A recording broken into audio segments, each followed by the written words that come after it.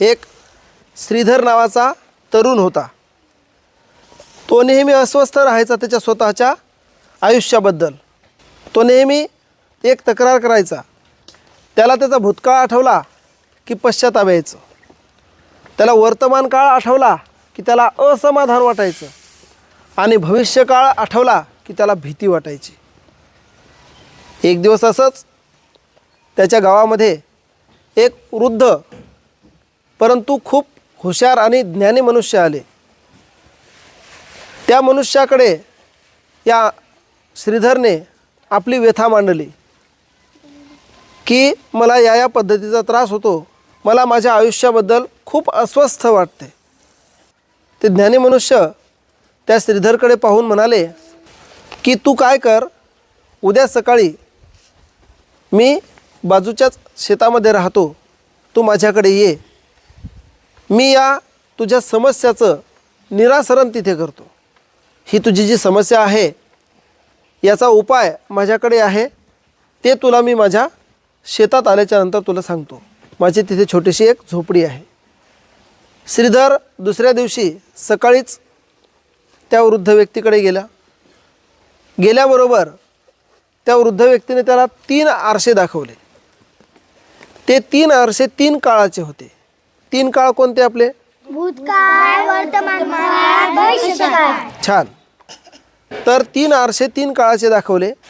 आणि त्या 3 काळामध्ये पहिला आरसा होता तो भूतकाळाचा. श्रीधरला त्या भूतकाळात दाखवलं की हा बघ, हा भूतकाळाचा आरसा.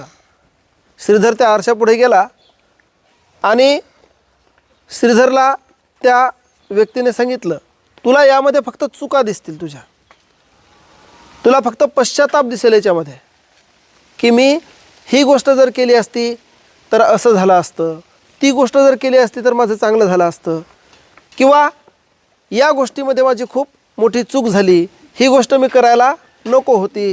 म्हणजे तुला भूतकाळाचा आरसा हा दाखवते की तुला फक्त चुका दिसतात.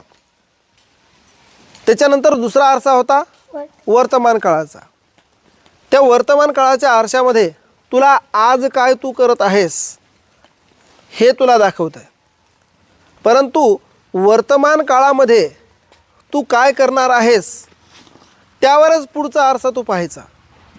आणि त्याला तिसऱ्या आरशाकडे घेतले जाते. तिसऱ्या आरशामध्ये काय दिसते माहिती आहे? तिसऱ्या आरशामध्ये त्याला भविष्यकाळ कसा उलगडतो हे दिसते. मग श्रीधर 3 आरसे पाहून त्या वृद्ध व्यक्तीकडे आला आणि महाराज मला कळलं, किंवा मला हे सगळं कळलं, आता नेमकं काय करायचं आहे. मग ते वृद्ध व्यक्ती म्हणाले, श्रीधर मला सांग, तुला काय कळालं? मला ही गोष्ट कळाली की आपण भूतकाळात आपल्याला नेहमी चुका दिसतात, परंतु चुका आणि चुकामुळे झालेला आपल्याला पश्चाताप तो आपण बदलवू शकत नाही. परंतु त्या झालेल्या चुकामधून आपण शिकू शकतो. आणि वर्तमान काळ जे आपल्या हातात आहे, सध्या ज्या गोष्टी आपल्या हातात आहेत, आपण वर्तमान काळामध्ये काय करतो, आपल्या वेळेचा उपयोग कसा करतो, आपल्याला मिळालेल्या संधीचा उपयोग आपण कसा करतो, संधीचं सोनं करतो का, किंवा आपण वर्तमान काळात कसं जगतो आणि किती आनंद घेतो यावर आपला भविष्यकाळ अवलंबून असतो. जर वर्तमान काळ माझ्या हातात आहे आणि आज जर मी माझ्या आयुष्याला जगत नाही, जर माझं आयुष्य आज मी फक्त चुकीच्या गोष्टीमध्ये खर्च करतो, तर माझा भविष्यकाळसुद्धा कसा असेल रे? अंधारात असेल. परंतु आज मी जर माझ्या हातात असलेलं आयुष्य, हातात असलेला वेळ आणि जसं मी माझं सध्या जगतो त्यावर मी कसं जगतो, माझ्या वेळेचा उपयोग कसा घेतो, यावर माझं काय असेल? कोणता काळ असेल?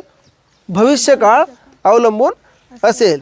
म्हणून मी गोष्ट ही शिकलो आजच्या गोष्टीतून, तुमच्याकडून उपाय मला हा समजला की 3ही काळ आपल्यासाठी फार महत्त्वाचे असतात. परंतु गेलेल्या काळावर पश्चाताप न करता चुकामधून आपल्याला शिकायचं असते.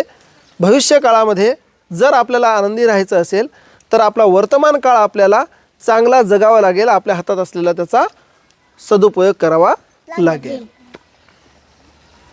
तर आजच्या गोष्टीतून तुम्हाला बोध हे घ्यायचा आहे की आपला भविष्यकाळ हे आपल्या आजच्या वर्तमान काळावर अवलंबून असतो. म्हणजेच काय, जे आपल्याला बदलणे शक्यच नाही त्याच्या पाठीमागे लागायचं नाही, परंतु ज्या गोष्टी आपल्याला बदलता येतात ते म्हणजे आपलं वर्तमान आणि भविष्य, त्यावर आपण काम करायचं. आणि आजचा दिवस, आजचं वर्तमानातलं आपलं जगणं हे आपल्या भविष्याचा पाया असतो.